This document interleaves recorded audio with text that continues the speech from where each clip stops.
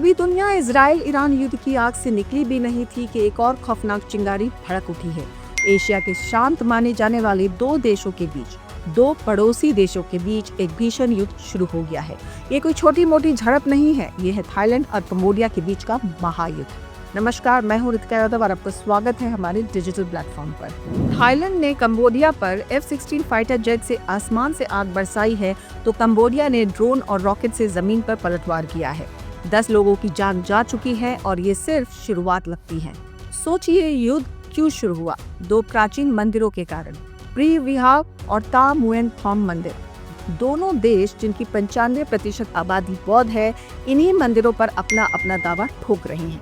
लेकिन दोस्तों, कहानी इतनी सीधी नहीं है। ये युद्ध मंदिरों का नहीं, ये युद्ध है सीमा का, जमीन के एक छोटे से टुकड़े का। इसकी जड़ें 1907 में गड़ी हैं, जब कंबोडिया फ्रांस का गुलाम था। 870 किलोमीटर लंबी सीमा जो ज्यादातर फ्रांसीसियों ने खींची। उन्होंने मंदिर को कंबोडिया में दिखाया, लेकिन थाईलैंड ने इसे कभी स्वीकार नहीं किया, खासकर उन मंदिरों वाले संवेदनशील इलाकों में। फ्रांसीसी चले गए, कंबोडिया आजाद हुआ, लेकिन ये सीमा विवाद इन मंदिरों की जमीन का टुकड़ा नासूर बन गया। 1968 में कंबोडिया थाईलैंड को इंटरनेशनल कोर्ट ले गया और 1962 में फैसला आया प्री विहार मंदिर कंबोडिया का।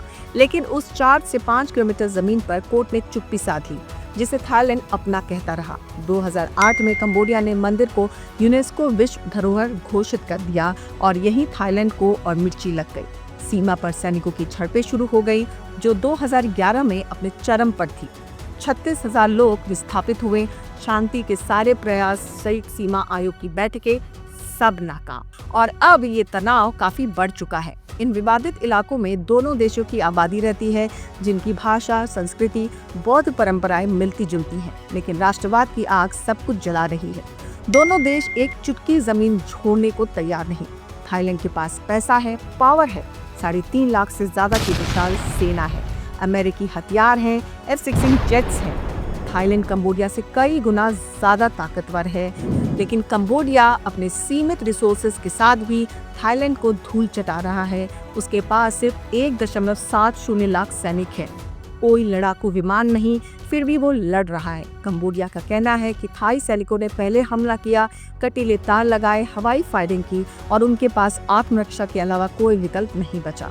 कंबोडिया के प्रधानमंत्री कहते हैं कि वो बातचीत से हल चाहते हैं, लेकिन सैन्य आक्रामकता का जवाब सैन्य ताकत से ही देना होगा।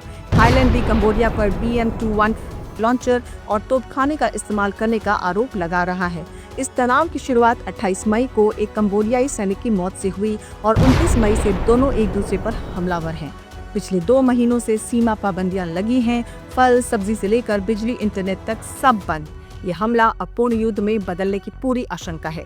थाईलैंड आर पार के मूड में है और दोनों देशों की राजनीति राष्ट्रवाद के इर्द गिर्द घूम रही है। ये युद्ध और भी भयंकर हो सकता है, क्योंकि थाईलैंड के सपोर्ट में अमेरिका और यूरोपीय देश हैं, जबकि कंबोडिया के सपोर्ट में चीन है। 2 देशों के मुद्दे में अंतर्राष्ट्रीय समर्थन आग में घी का काम कर सकता है। फिलहाल इस वीडियो में इतना ही। कमेंट में जरूर बताइएगा, क्या मानवता इस छोटे से जमीन के टुकड़े के लिए इतना बड़ा मोल चुकाएगी?